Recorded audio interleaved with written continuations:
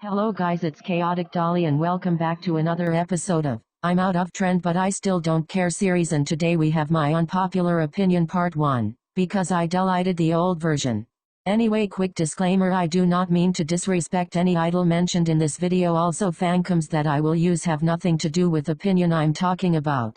You can share your opinion all you want. Now let's begin. Number 1. Line distributions should be fair, not equal. Now listen up. First of all, this only applies to groups that have fixed positions. Groups like Mamamoo and Luna should have equal lines, but we know how BBC treats Luna. Anyway, I know that I myself try to give as equal lines as possible, but when I do, I still make it fair. Main vocalist and main rapper get the most, depending on a song, and so on. Obviously, I would also consider concept as major role in line distributions, but companies don't do that. Also, I think that Blackpink line distributions are not unfair, which brings us to next opinion. Opinion number 2. Jisoo is not mistreated as much as you make it seem. Okay, before you start attacking me, first of all, I'm not talking about forgetting her teasers, cutting her from the photos, etc. Because that's how they mistreat her in a way, but I'm talking about not giving her lines.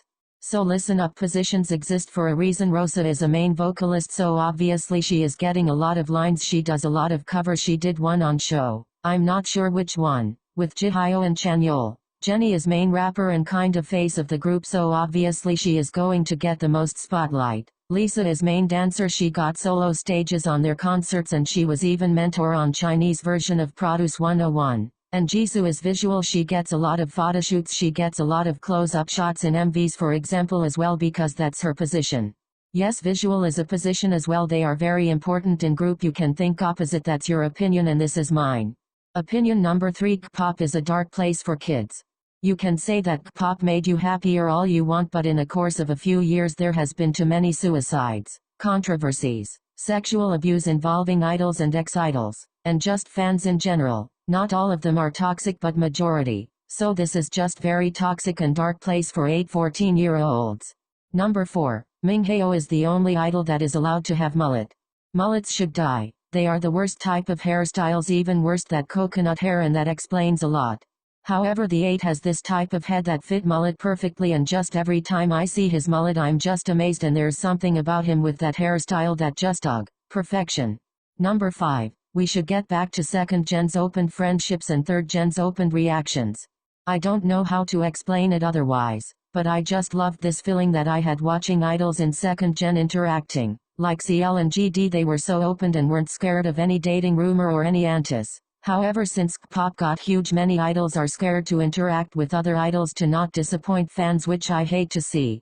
Also, since ARMYs were mad at other idols because BTS reacted to them, especially girl groups, there hasn't been any reactions from any group or idol to other groups, and now Kpop just seems like a shallow place where everyone hates everyone. Opinion number 6. Sunmis new songs are the same.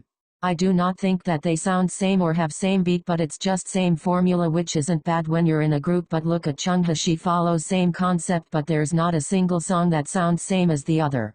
I do love Sunmis songs, it's just that they get boring after third time.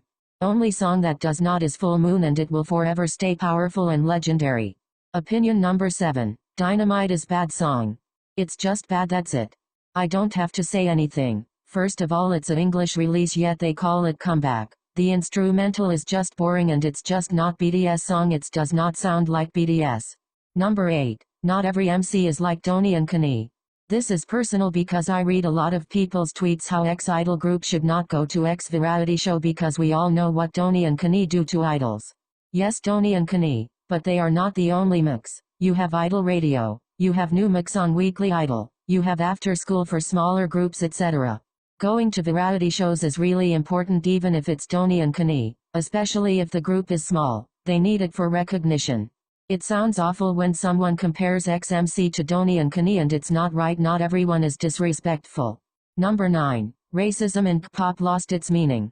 Idol dresses a certain culture. That idol is racist, she should apologize. Idol do a blackface, it's his hers fault. Group uses culture for aesthetic, it's their fault they are racist. First off, all most of those groups' idols are told by their company to dress like that. Most of times the blackface happened was also because of the company. They does masking games, and they have what company put them on the table. Obviously they pick themselves, but most of the time it's what is left the last, and then the staffs put makeup on them. Not wanting to stan a certain group because member didn't apologize because of the blackface is dumb. Listen, Kpop is not the only place where racism happens. Also, you cannot expect all of them to be respectful towards every country. Sadly but naturally, there is always going to be people in idol business that are going to be racist or disrespectful or sexist.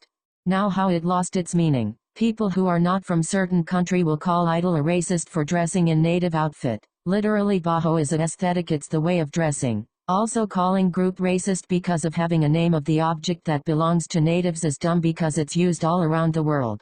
You just find the ways to hate on a group or idol. Real racism would be when ex-idol or group openly talk shit about other culture or bash on them or look at them in certain way. This is just aesthetic purposes and most of them are caused by the companies.